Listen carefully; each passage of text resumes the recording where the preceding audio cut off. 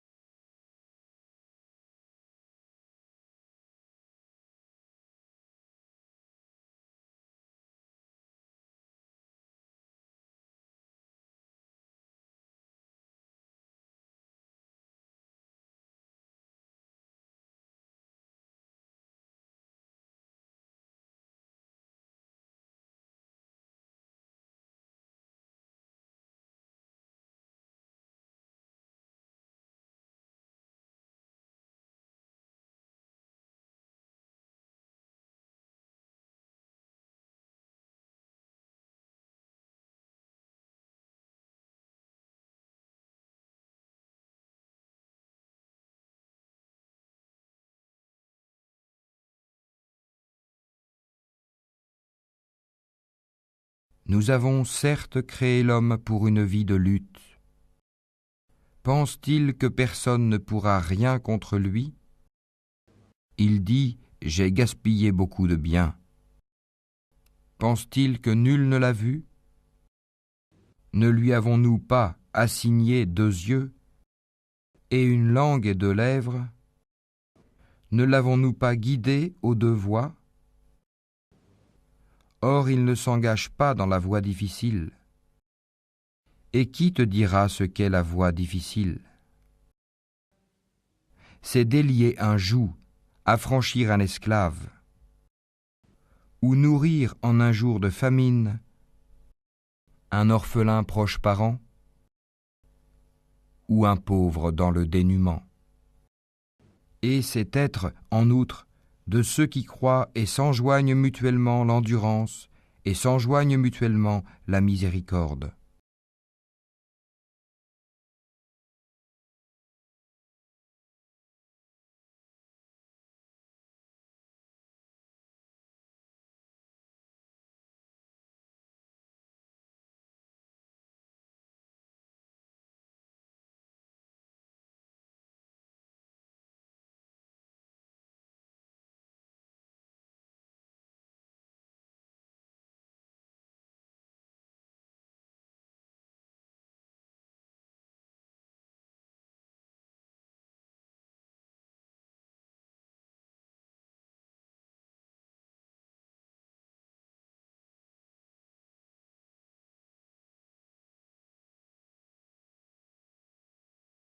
Et que ceux qui n'ont pas de quoi se marier cherchent à rester chastes jusqu'à ce qu'Allah les enrichisse par sa grâce. Ceux de vos esclaves qui cherchent un contrat d'affranchissement, concluez ce contrat avec eux si vous reconnaissez du bien en eux, et donnez-leur des biens d'Allah qu'il vous a accordés. Et dans vos recherches des profits passagers de la vie présente, ne contraignez pas vos femmes esclaves à la prostitution si elles veulent rester chastes. Si on les y contraint, Allah leur accorde, après qu'elles aient été contraintes, son pardon et sa miséricorde.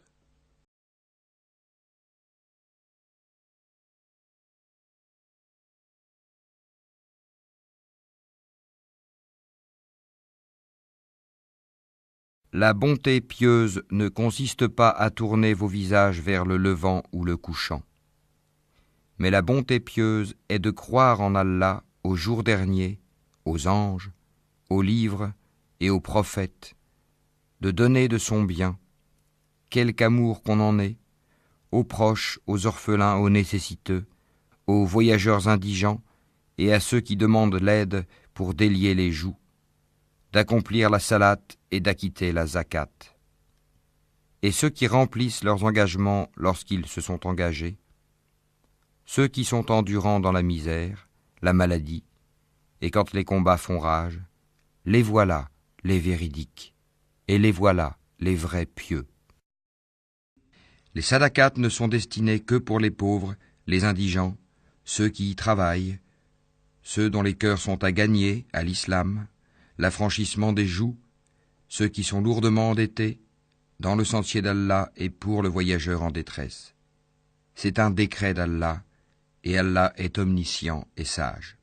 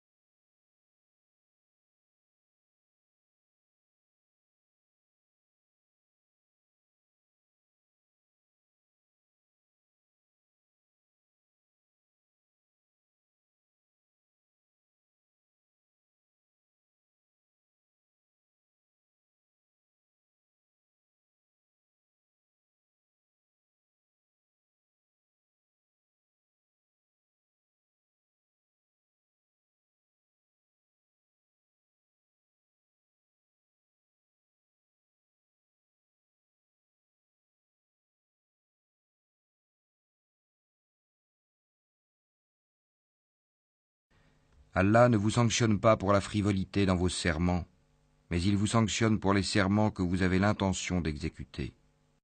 L'expiation en sera de nourrir 10 pauvres, de ceux dont vous nourrissez normalement vos familles, ou de les habiller, ou de libérer un esclave.